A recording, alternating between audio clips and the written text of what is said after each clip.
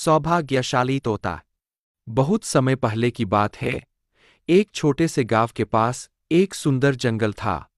उस जंगल में तरह तरह के पक्षी और जानवर रहते थे। उन्हीं पक्षियों में एक अनोखा तोता भी रहता था, जिसका नाम चिरकू था। चिरकू को लोग सौभाग्यशाली तोता के नाम से जानते थे, क्योंकि जहां भी वह जाता, वहां कोई न कोई चमत्कार हो जाता या किसी की किस्मत बदल जाती। गांव के लोग मानते थे कि अगर चिरकू उनके घर आ जाए, तो उनके जीवन में सुख और समृद्धि आ जाती है। चिरकू हमेशा खुश रहता और अपनी मधुर आवाज में गाने गाता। लोग उसे फल और अनाज खिलाते और उसकी भलाई की कामना करते थे। चिरकू भी गांव के लोगों से बहुत प्यार करता था और जहां भी जाता, खुशियां बांटता। एक दिन गांव में एक गरीब किसान, जिसका नाम रघु था, बहुत परेशान था। उसकी फसलें बर्बाद हो गई थीं और उसके पास खाने को भी कुछ नहीं था। वह दिन-रात मेहनत करता, लेकिन किस्मत उसका साथ नहीं दे रही थी। एक दिन रघु ने गांव के लोगों से चिरकू के बारे में सुना और सोचा कि शायद यह सौभाग्यशाली तोता उसकी भी मदद कर सकता है। रघु ने तय किया कि वह चिरकू से मिलकर अपनी किस्मत बदलने की विनती करेगा।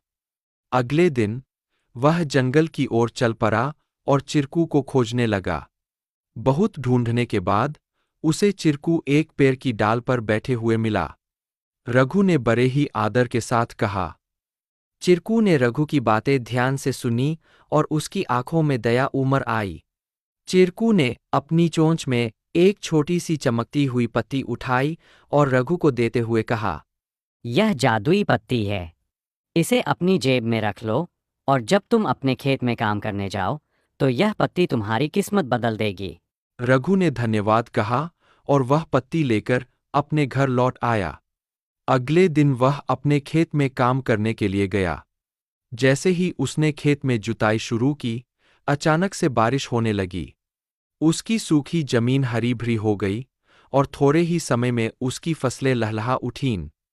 रघु की मेहनत सफल हुई और उसकी किस्मत सच में बदल गई। अब रघु के पास भरपूर अनाज था और वह फिर से खुशहाल जीवन जीने लगा। उसने गांव के लोगों को चिरकू की बुद्धिमानी और उसके द्वारा दी गई जादुई पत्ती के बारे में बताया। सभी लोग चिरकू की प्रशंसा करने लगे और उसे और भी अधिक प्यार देने लगे। लेकिन चिरकू ने रघु को एक बात कही थी। याद रखना, यह पत्ती सिर्फ तुम्हारी मेहनत